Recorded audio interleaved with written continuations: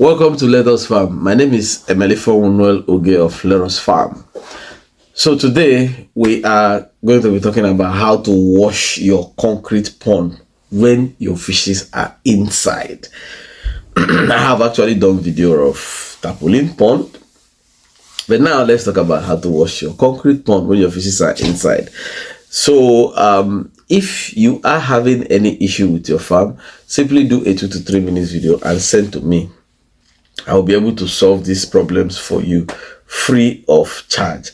And then if you've not subscribed, try and subscribe to this channel, because I'll be having one-on-one conversation with any of you that have any issue in your farm.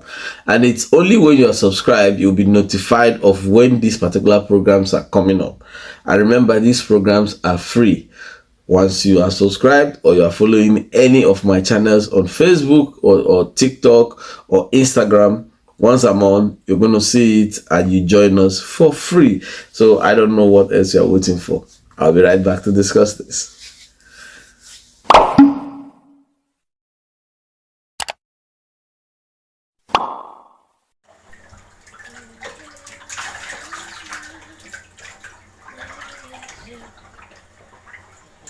Welcome back.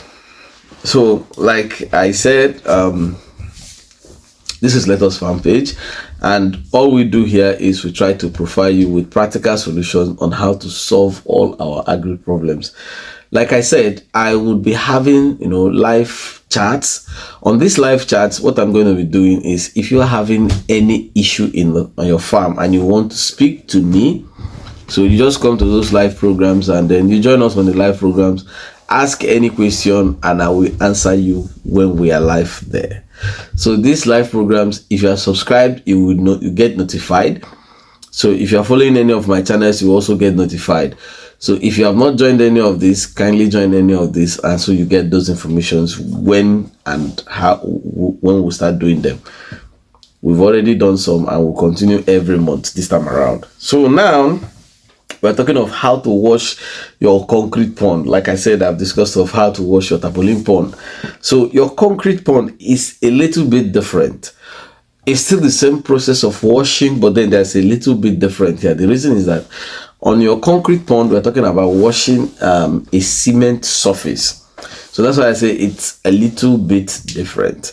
Now, how to wash your concrete pond and how to wash your marble tile pond is same thing. Meanwhile, if you are using a marble tile pond, I don't advise that. Reason is that the incidence of people falling inside that pond is higher than when it's just concrete pond. Because if it's concrete pond and you have a good engineer or bricklayer who did the pond for you, what it's going to do for you is what they call rough face at the end. That's where your leg is on the floor. So after putting the pure cement, is going to use broom and draw a rough face on it. So that rough face is actually the trigger that stops you from falling. But if you are using a marble tile pond, it's a problem because the whole surface is going to be slippery. Then some people will go and use all those pieces marble tiles. Fine, it's good, but sometimes they may actually leak. And still, any smooth surface on the rough tiles of those things may actually still be that same problem that you are running away from. So, but that's it, and that's up to anyone that wants to build this pond. But I just feel I should be able to put this as we go on. So now we're talking about washing the concrete pond. What do you wash in the pond? The first thing that comes to your mind is the spirogyra in the pond. That's the algae in the pond. These are the major things that people wash. The dirty in the pond, you can't actually wash it off. You only wash it when you are restocking. The reason is simple. If you want to wash your pond, there are some certain steps to take. First of all, if you want to wash your pond, like I said, when I was using concrete pond, I do not wash my pond because I don't want mistakes. The algae you see in your pond doesn't have any implication on your fishes. The only time the algae is in your pond is when your fishes are very small. When your fishes grow big from 3 months, you won't see it. So we tell you that the fishes eat the algae. That's not entirely correct. what happens is that the movement of those fishes there, because they are bigger, they have more strength, they vibrate the water, they use their tail on all four corners of the pond. So those things they do in the pond actually cleans off whatever is on that place. It's not that they feed on it, but they clean it up. Their movement actually makes it that you don't see any of those things in the pond. They just wipe it clean with their body movement in that pond. So from 3 months you don't see it. But some people just want it because they believe that, oh, it doesn't look okay to them. It's fine because that's what they want. So they want it to be neat. Now, some of the steps you're going to take is that, number one, before you wash your concrete pond, please and please do not use anything called detergent. What you are going to use to wash your pond should be foam. Do not use strong sponge because of the wall surface of your pond. If you use a strong sponge to scrub the surface of the pond, you may end up scraping some cement particles. And when this happens, your pond may leak because it's the binding together of this cement that actually keeps the water from leakage. So if you use those kind of things, the pond may leak. So the best thing you use is use a foam. That foam, before you enter the pond, please wash that foam. Make sure that the water that comes out of it is sparkling clean, that you can even test it if you want to. Then before you step into your pond, wash your hands thoroughly, wash your leg thoroughly, your feet that will be inside that pond. Then open the discharge of the pond. Let the water keep going down. When it has gone down and the water remaining in the pond is like 60%, so 40 have actually gone out, you step into the pond and start washing. You use that foam, there is no detergent in it, just the surface. Then keep scrubbing the pond walls. Everywhere you want to wash in the pond walls, be washing it as the water is going down. Now, when the water has gone down to like 30%, it was 60 when you started, it went down to 30%. All you now do now is you open your inlet for water to start coming in, so that as you are washing, it's going out. The reason for this is to avoid water poisoning your fishes, because if you did not do it and the dirty water keeps coming down, now those things that were not a problem because they were just on the walls of the pond now comes together to form a very thick dark black color. These things can actually now become toxic to your fishes. By the time you now remove them, your fishes will now having a toxic situation, and later on in future you will start seeing 1 or 2 dead. So in order to avert any situation like this, as the water is coming in, allow the water to keep going, and then while you keep washing your pond. So by the time you are through with all the places you want to wash in the pond, simply come out of the pond and allow the inlet and the outlet to keep running together at the same time for another 10 minutes. What you have done by this time is that you have allowed the dirty ones to keep going while the clean ones keep coming. Use your eyes and look inside the pond and see that, okay, maybe you have like less than 5% of the dirty water remaining. Don't worry about that. It's not a problem. If it's like 5% or less of the total water in the pond, simply if your water level was like this, now the thing is very low, very flat, it's not much, you can easily use something and scrape it out, but because fishes are there, you cannot do it. Don't worry.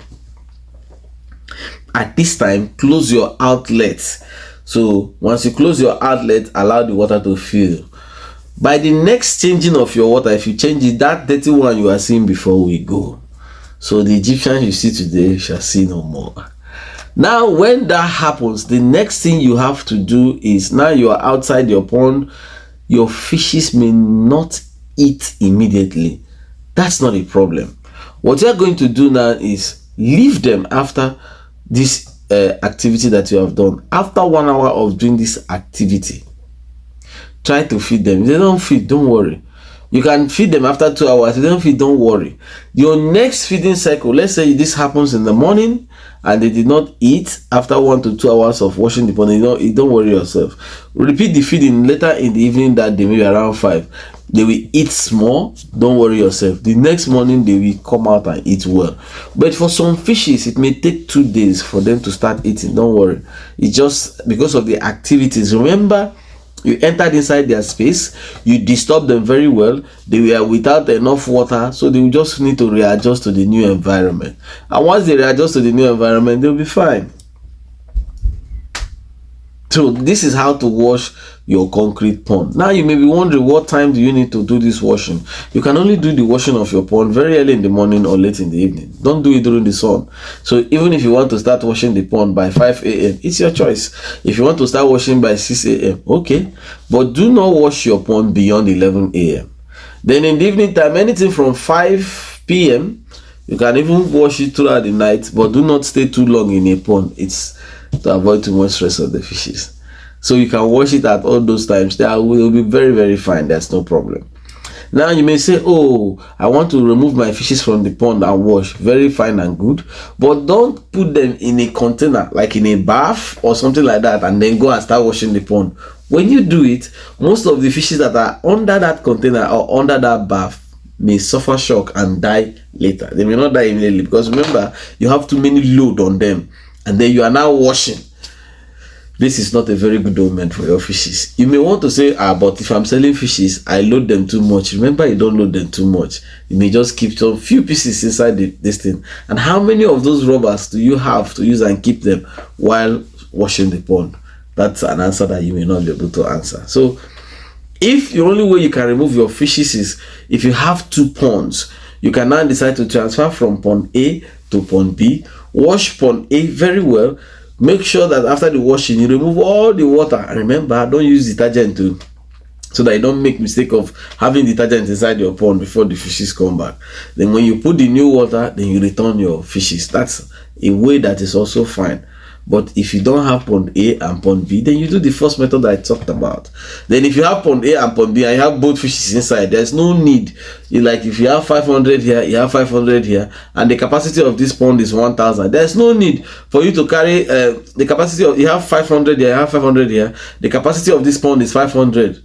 And this one is 500. There is no need to carry this 500 and put here and increase it to 1,000. Before you return it, there may have been some damages that those fishes have done to each other, which you may not know immediately. So there's no need to do that. Now, if you understand that, I have explained to you the system and the processes of washing this concrete pond. Or probably if there is something that I did not explain or that you don't still understand, use the comment section. And if you want me to bring any topic for you, use the comment section. Like I said, if you have not subscribed, you are missing a long thing.